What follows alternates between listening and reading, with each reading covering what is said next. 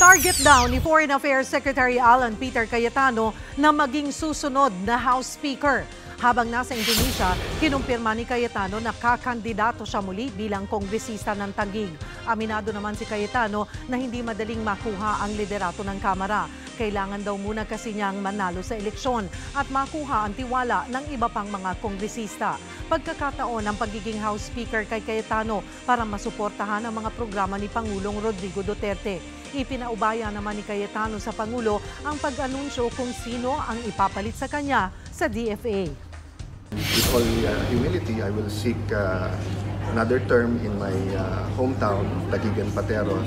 I will seek the leadership position in the House, but it's a complex matter.